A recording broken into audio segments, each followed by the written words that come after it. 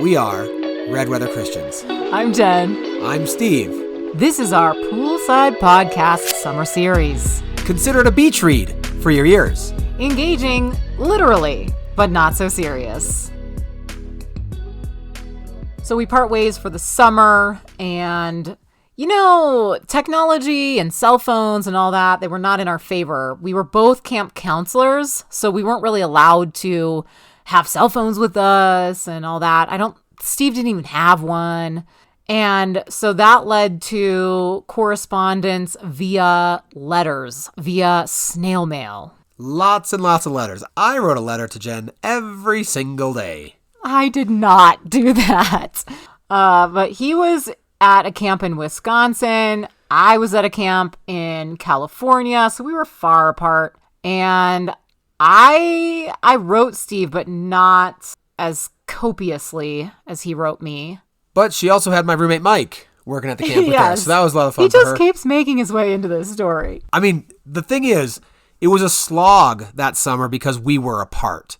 But that summer was a lot of fun and has a lot of great memories. Definitely. We camp counselors, we had so much fun, and we met really good people, some of whom we are still friends with to this day. Yeah, and the other thing, though, if you remember from the previous summer, I did kiss a couple girls. Well, one of them actually did come back, which made things not awkward, not really, but I was no longer available. I was now fully committed to Jen. So when Gretchen shows up, it's like, oh, we are just going to be friends, right? And Gretchen, I don't know the girl, but I saw pictures. She's really beautiful. She was available that summer. So it's like, oh. Anyway, nothing happened there. But Jen, meanwhile, is also meeting plenty of available, good-looking guys at her camp. Absolutely. And it's kind of a thing when you're at summer camp to, again, couple up. It happens. And so, around me, some relationships were forming, and I was just feeling sad, right? Because Steve, and there were guys, I'm not going to lie, there were guys that summer that I got along with really well. I liked them as humans. They liked me as a human, I think. But again, I was dating somebody. Yeah. So when she kind of told me maybe there were some good looking guys or interested guys there, I was like, all right, well, it was tough. But I was like, I wrote her a letter to break it off. Oh my gosh. She super jumped the gun. I was like, I was just being honest with you. I was just telling you, I get along with people here kind of thing. And he's like, oh, I guess we better break up. No. And so I ended up getting super, super sick and had to go home for a few days. And I had gotten this letter. I just remember it was in the midst of the sickness that I found out oh, Steve wants to break up with me. Oh, heck no. And so I remember being super sick, but still getting him on the phone somehow. Which is tough because midweek, you don't have phone calls as options. Camp counselors and stuff. So, but I got him on the phone. I was like, no, we're not breaking up. Settle down. Look, I was just offering you the freedom to do whatever that summer and not feel bad about it. Well, thank you so much. But that is not what I wanted to do. So Clearly. Anyway, we did not break up, but we still had lots of fun that summer, hanging out with friends, doing crazy adventures, especially Steve. Steve and crazy, those two words go together in the same sentence. Yeah, we had a lot of fun. Smitty, Johnny U, and JJ, we had a canoeing trip. And then Smitty and JJ and I went to the Atlantic Ocean for a very, very quick 48-hour, 15-minute trip from, again, Wisconsin to New Jersey and then back. It's fantastic. I know Jen did all sorts of fun things because Mike told me about it. Mike told you about it, not me. Well, I mean, I talked to Mike too, but I hear it from both sides.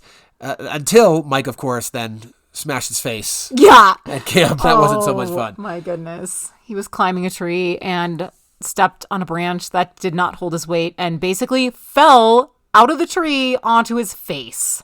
And it was bad.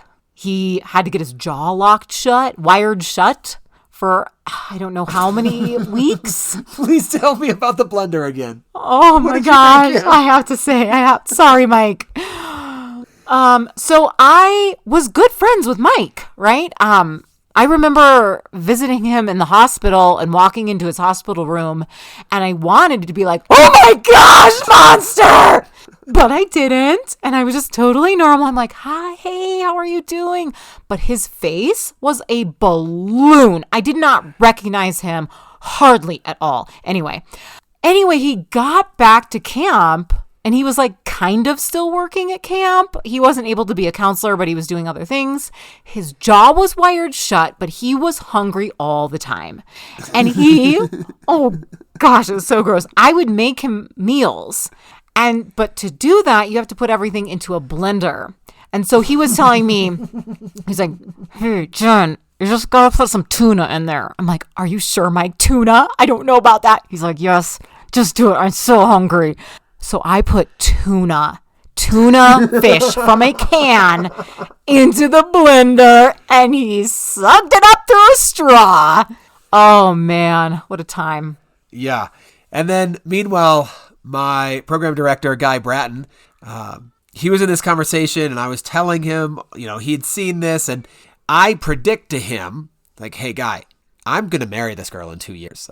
And he probably knew this much because he saw that I was writing every day. He's like, you're crazy. You're different from the Steve from the last couple summers I knew you.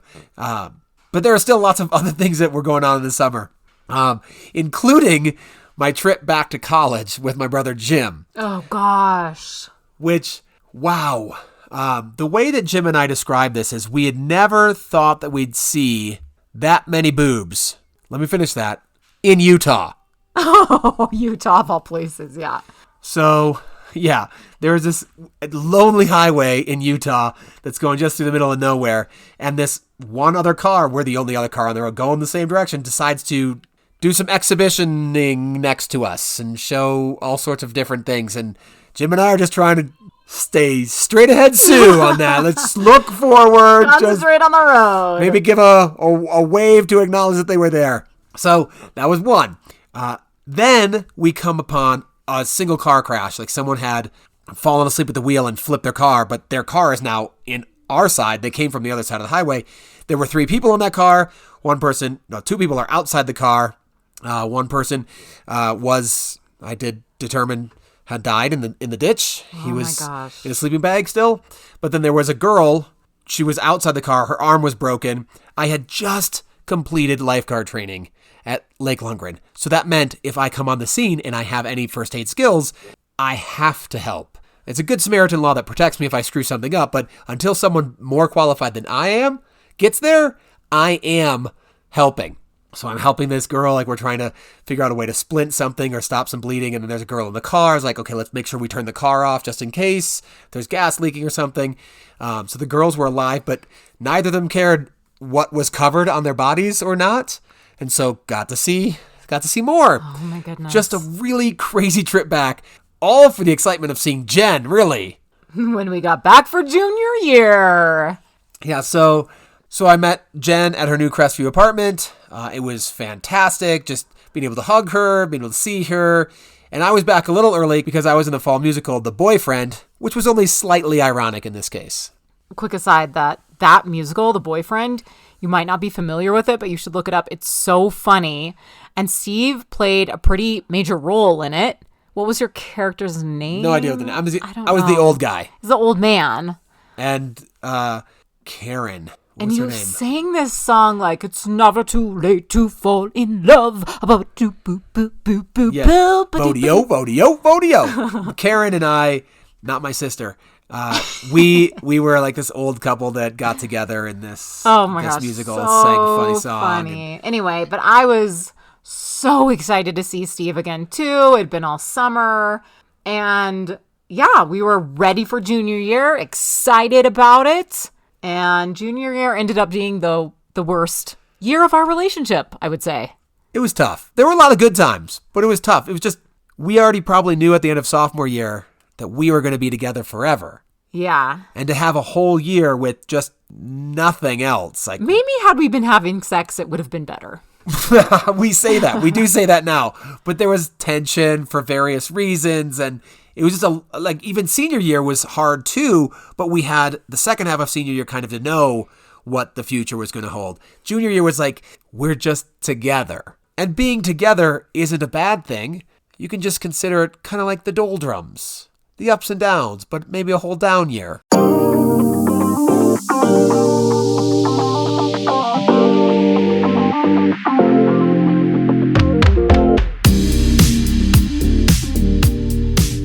all of the excitement of getting back together and going to each other's new apartments and seeing each other, Jen came over with her friends to my place.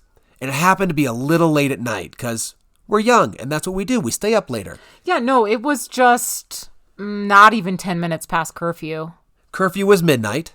And Jen, we were just hanging out on the balcony for a while. And then it was like, I don't know, either use the bathroom or get a drink of water. It was totally benign. Well, her friend Bethany wrote us up for a curfew violation. Because my friend was now a resident advisor, and she is the kind of person who holds to principles. And I was actually shocked that she wrote us up because it wasn't even 10 minutes past curfew. It was very close. I want to say it was maybe not even 5 minutes past curfew. It was like 2 or 3 minutes. Bethany, if you're listening and I am wrong, you can let me know. But yeah, so she wrote us up and I was like, what?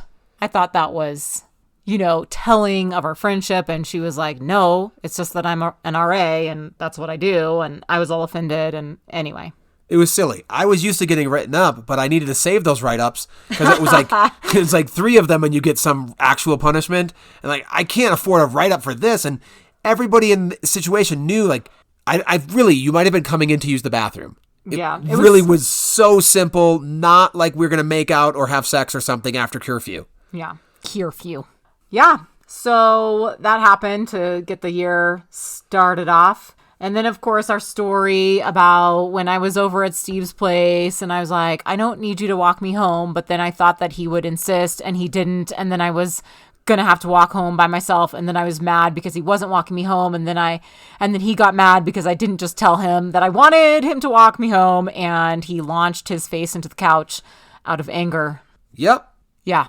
We talked about that story on one of the episodes. I know. But so that wasn't good, but it was good in the sense that it taught me, Jen, say what you mean what you say. Yeah, that was good. Well, other little things, not that this was affecting our relationship as much, but I was skateboarding over to West Campus and I was taking a tight turn, but the trolley was right there, so I couldn't quite do it. And on a longboard, you don't have as much control. Well, I grabbed the street sign that was right there and it wasn't screwed down very well, and it kind of went with me as I went on the turn, but then it snapped back hard and caught my face, and I cut my face open. Yeah, and I'm looking at the scar right now as we speak, because it is still there and like a light purple color. Yeah, I didn't really hit the street sign. The street sign hit me. It sliced his cheek open. And then I went to class with it, and they're like, Steve, you need to go to the emergency room. Get that fixed. Like, you can't be here. I'm holding like paper towel to my cheek.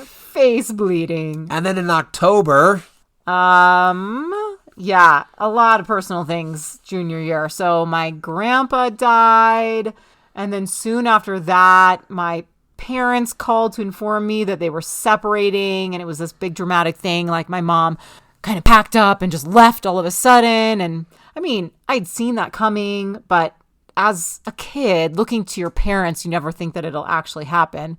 And bless him. My dad was really struggling, and he would call and say things like, I'm going to grab my gun and take my truck out. And, it's been nice being your dad kind of thing. I'm like, what? Like, who calls and tells their daughter these things? It was a rough year for me personally. And so I'm sure that played out into our relationship, into Steve's and my relationship. And so life happens, and this is what you do with it. Do you stay together? Do you stay strong? So things happened, I'm sure they did, but we get to Jen's birthday, which is December 8th, and she's always upset about her birthday because it comes during finals week, and everybody's preoccupied with finals and can't care about her birthday.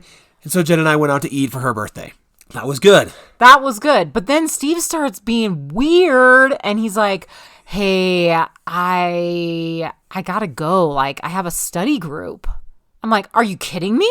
Are you actually kidding me right now? We are to dinner. You're telling me we can't stay for dessert because you have to get to a study group, which you planned for knowingly on my birthday? I was not having it. This was a study group with DZ. He was going to probably fail out of college if he failed this class. He ended up dropping out at the semester anyway. I had gotten a D on the first test. This is linear algebra. It sounds easier than it is. And if I got an A on the final, it would replace the D. And so I could end up with an A- or something for the class. Anyway, I was trying to convince her that I needed to get back to study. But secretly, I was trying to get her back for a surprise party. For her. Yeah, but I didn't know that, so I was angry. And finally I said, we have to go. We're going. We're just going. Just let's go. And I was just fuming. Fuming.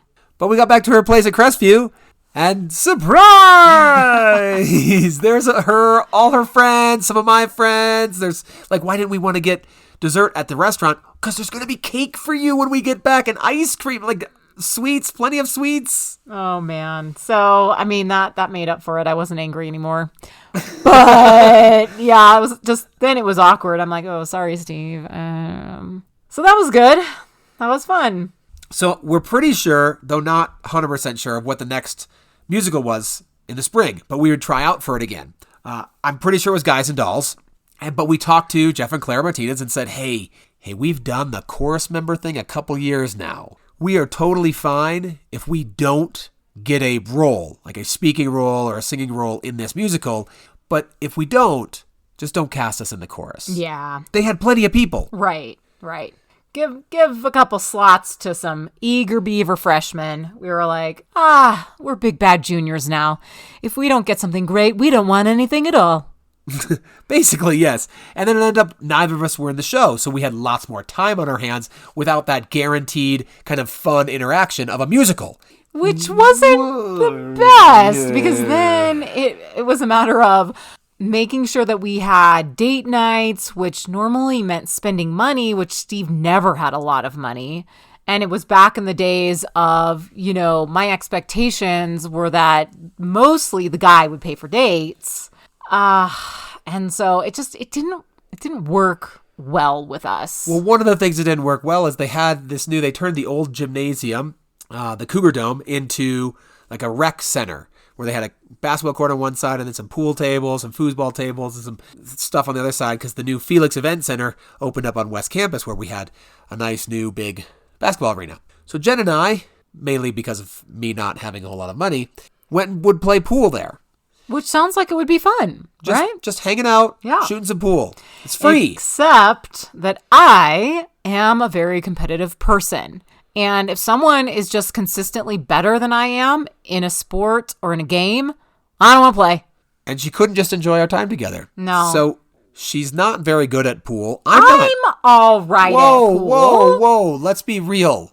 That's like when you say you're all right at ping pong. I mean, for the average human out there who also doesn't really play pool on a regular basis, like I'm definitely decent. Fine. Marginal, maybe, 50 percentile.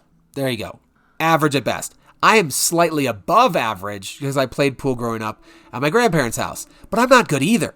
But Jen just couldn't let herself enjoy being bad, even though she's telling you she's definitely decent. I'm definitely decent. She's already upset right now about it. Moving on. Yeah, so we would do like the regular kind of dates and stuff, and I don't know, it just wasn't new. It wasn't exciting.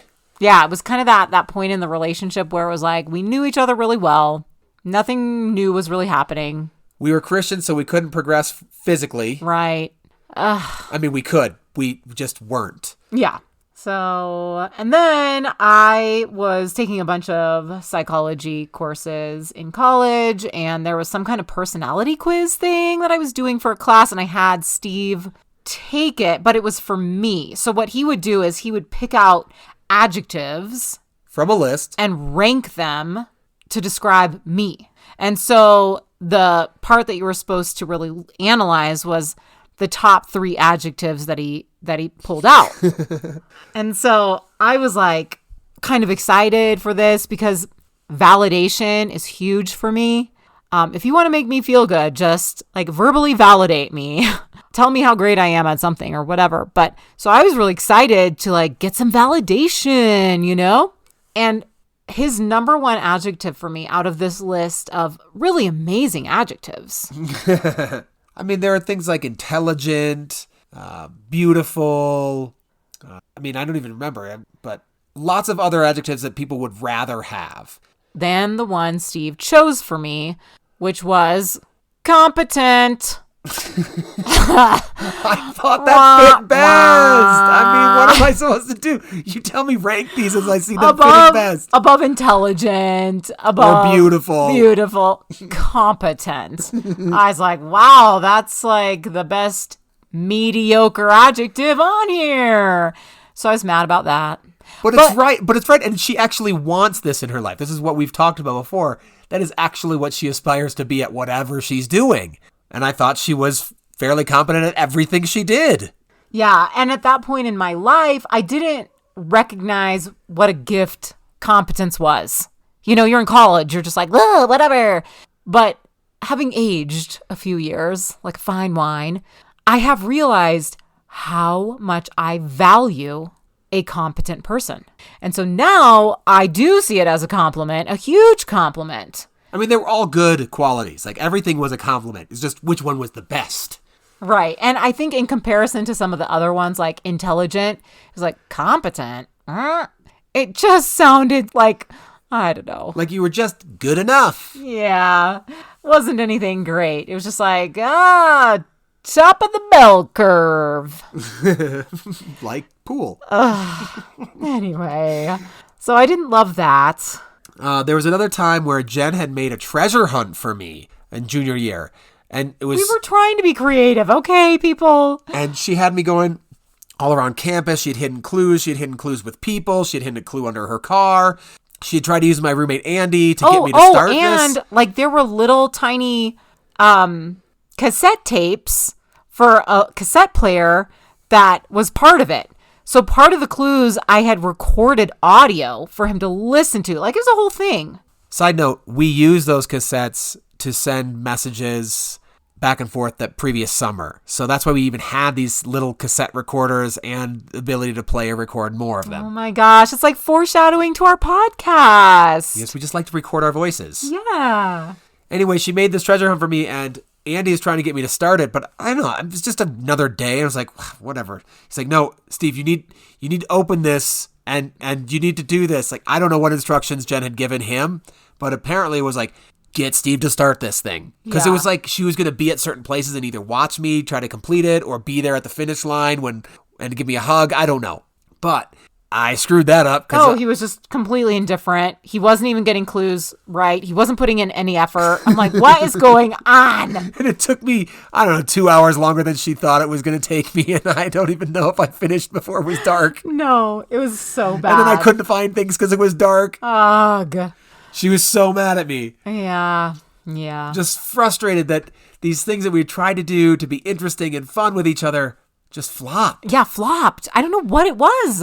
And we still had a good, fun junior year, like with our friends and with other things in school. Like, it was great. And we still loved each other. We still loved being together. But it was like when we tried to put in extra effort for like date nights and stuff, those things just didn't seem to work. I don't know why.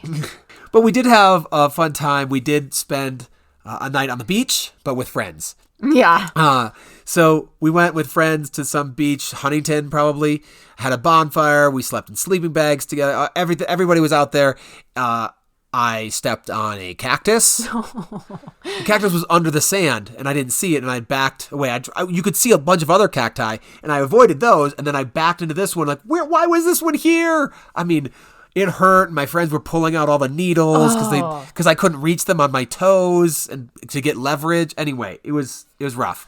And then to wake us up in the morning, the tide came in on us. We were assured by someone who had been to this beach and slept on this beach many, many times that we were far enough from where the tide would come in. That was Chaz.